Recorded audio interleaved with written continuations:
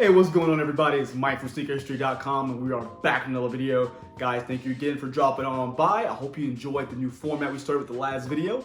If you haven't done so already, hit the subscribe button down below. Make sure you leave a like, leave a comment. Again, get us to that algorithm. Let's get to that 1,000 subscribers. Let's get to that forefront of the YouTube searches, because, guys, you're helping this channel get, again, bigger and better every day. So I really do appreciate you guys' help. If you need to find me outside of YouTube, find me on Instagram and Twitter at MattWatcher789. And of course, you can always find me on sneakerhistory.com and the Sneaker History Podcast. And make sure, if you haven't, I know I don't talk about it too much, but I should be. But if you haven't joined our Sneaker History Discord, do so, because it's full of awesome people who just like to talk about sneakers, which branches off into many other things. So if you're into comics, or you're into cars, if you're into art, whatever it may be, we have a group for you. So please drop on by whenever you get a chance, and I will leave a link down in the description below. Now, guys, again, we have our new format. We're going to jump right into our first news story today, and that is something we actually talked about in one of our latest Sneaker History podcasts, and that is going to be the Jordan holiday lineup for the end of the year. Of course, kind of sneaker world always seems to stop for a moment when Jordan releases these lineups for each particular point of the year, but especially with holiday season, because this is where everything really comes to a head. Everyone tries to put their best foot forward, and Jordan typically tries to. I mean, everyone knows we have our annual Jordan 11 release, but there's always some kind of surprises that kind of trickle in at the end of the year besides that, the typical release. And of course, this year's the cool gray 11. But other than that, to be completely honest, again, we went through that episode talking about those releases, and overall, there were some things I kind of liked, but I think we really discovered that a lot of these sneakers weren't for us, as our group, that for the podcast. Not to say anything particularly wrong with them, but there's a lot of things I really don't see myself wearing, like the chili red 9s or the the Bluebird 5s. Those aren't things I really see myself wearing. And the ones that are coming out with right now, like the I don't know, the ones with the dotted line that you can cut apart, which I feel like Jordan has seen a lot of people doing, kind of their customs that people are cutting their highs to make lows and so on and so forth. I don't know, just a lot of it's not for me. There's a couple cool things out there that I think are decent. One of those being the pine green 3s, really reminiscent of things like the Pit Crew 3. So it gives you that feeling of getting an Oregon PE without paying that price. But I have to say, I think two of the best shoes are coming out. One is going to be a women's release. Is going to be that it's the Bubblegum 3. I'm sorry, not 3, it's a 1. I apologize. I got pictures up here for you, of course. So that Bubblegum 1, I think the story is kind of a stretch. I mean, of course, it's about Michael Jordan's love, or always chewing gum while he played. There's even a little gum stain. I put a picture of the sole at the bottom, but I more or less like the color scheme. I know people are gonna say, oh, everyone likes it because it looks like the Art Basel 1 that came out a couple of years ago, or I should say a few years ago. I think it's been about 4 years, 5 years maybe since that's happened. But yeah, I think a lot of people will like it that way. Maybe they hopefully can get it, and without, again, paying those crazy prices for that particular shoe. But the way the colors really work, that iridescent pinkish color with, I don't know if it's a black or almost a navy, but those colors really work well together. And I think it's a good looking shoe. I think it's good that they've been doing really well with the women's releases. So shout out to them for that one. That's a good looking shoe. And my final pick for, the best of the group are going to be the Jade Horizon 5s. If you guys have followed me on Sneaker History, you guys know I'm not a big 5 fan, but I have to say, out of that grouping, besides that one we just spoke about, that Jade Horizon 5 is probably the best looking sneaker of that group. Something about that kind of washed green color with the oxidized pieces that they give it that yellowish look instead of clear is something nice about it.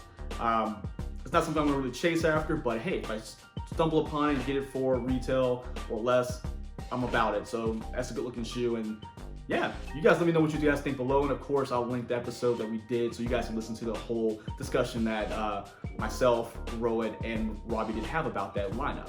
Now, our next story today is going to be coming from the good people over at New Balance. All right, so New Balance has been working with Salehe Bembury, and they've been putting out a couple of great sneakers. I mean, we have both of the 2002 Rs, which have been hits. Of course, the first colorway is always going to be more popular, but both have definitely sold out immediately, and they're both great sneakers. I think they're fantastic. Both colorways are.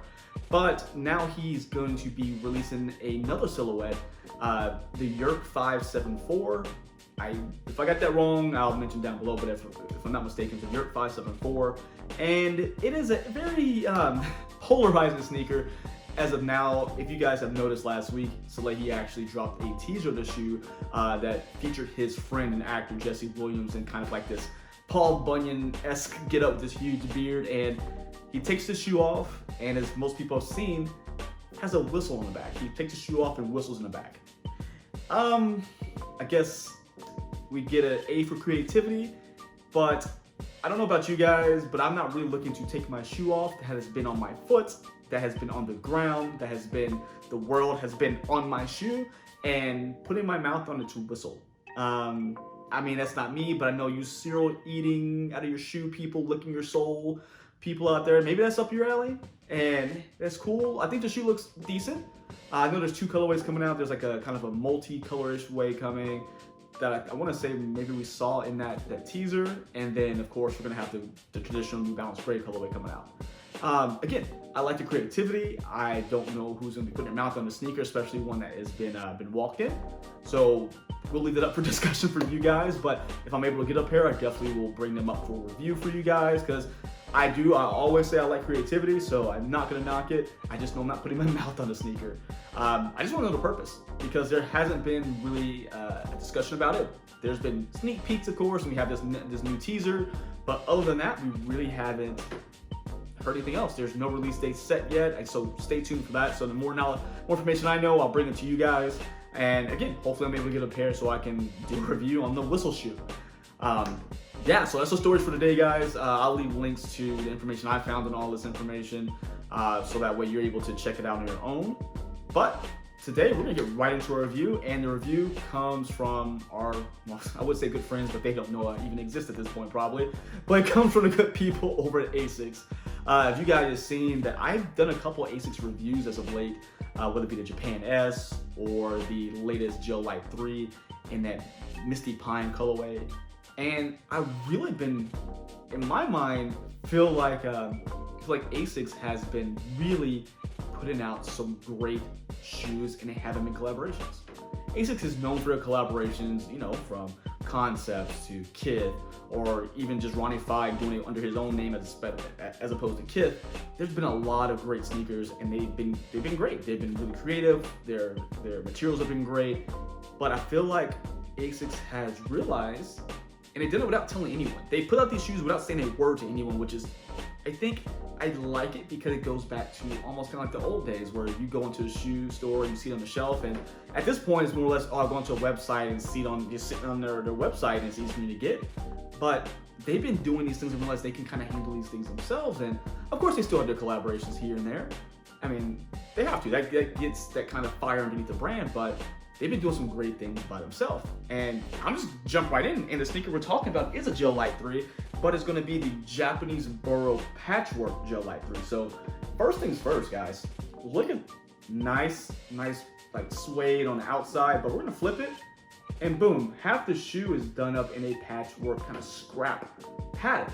Now, I did some research on what the Japanese Boro, that patchwork is, or that whole technique, and again, guys, correct me if I'm wrong. I am happy to learn more if I missed something, but it is something that I guess started in medieval Japan, and where people would take typical pieces of material that would be discarded and use the shishiko stitching method, which you guys can see throughout the sneaker where the patchwork is done, and they use it to construct things and make patterns, which have actually become more of an art form. So you get these really nice patterns and nice things of that nature. They put together with these really disregarded pieces of fabric or material that, again, meant to be just thrown away. So I think that's really cool, because with this sneaker, I know we're gonna go into detail in just a second, but in the inside, there's that little, like a sun logo in here. And from what I've noticed, I think that sun logo really represents ASICS sustainability products they work on, because just like every other shoe brand, everyone's trying to be a little bit better by reducing their carbon footprint, being more responsible about not wasting materials, and just being more eco-friendly, which is cool. I think everyone has really taken steps to be better about that. I know there's a long way to go, but things like this, is really cool, because if this actually came from pieces on the cutting room floor, or whatever you want to call it, the factory floor, and they decide to use them for this shoe, I think it's really cool, because if you think about it, you're gonna have both shoes are split down the middle. And if you're just doing a suede on a side on each shoe, that means you basically just made material for one shoe and used the rest of those scrap materials for the other shoe. So it really cut down that amount of items and material needed. So hey, you cut down materials for 2 shoes, cut them in half to just needing 1. So I think that's pretty cool if that is the case. Again, only bad thing about when ASICS releases these sneakers, there's no real story or there's no real marketing behind them. There's no press releases, so I don't know the full story. So things that are this creative kind of go under the table because there's nothing there. I will say this sneaker just popped up in like a couple of my feeds. I was like, wow, this is really cool. But again, I couldn't find info on it. And one day I saw them pop up on the ASICS site, and I swear for about a month straight, they kept saying coming soon. So I made sure my email was in there so I'd be notified when they do drop. And as soon as they dropped, my site sold that quick. So people had their eye on these. I got lucky and actually was kind of scrolling through the internet. I found these at Sneaker Politics, which shout out to Sneaker Politics for some of the quickest shipping I've ever seen from any shoe store. I think they have the fastest, bar none. Again, it could be because I live in a neighboring state in Texas and in Louisiana, but they are really quick about it. And I just wanted to say shout out to them because they actually had my size as well. So I was able to purchase it from them. And this sneaker goes for $130. And it's about $10 price hike from the last Gel Lyte III I did, the Misty Pine. Again, that was $120. So there's a bit of a price increase on this one. And yeah, I mean, I really like it. It's something that's very creative. I think is perfect for the fall as well. Those kind of toned down colors, but you have a couple pops of this crimson color. But let's get right into it. I know you guys are probably interested to see exactly what's into this shoe. Now again, we're gonna have that birch color they call on the suede on the lateral side, but you're gonna have some of that really, I guess, that thick stitching done in a navy color. And those 2 typical little, I don't know what you call them, holes? I don't know, little accent piece they have on the toe. The Gel Lyte's done in then like a lighter, like a bluish gray color right here. But everything else is typically that birch color. Again, you're gonna have that blue color with the Gel Lyte logo here with that thick, really just out there stitching to put it all together for you.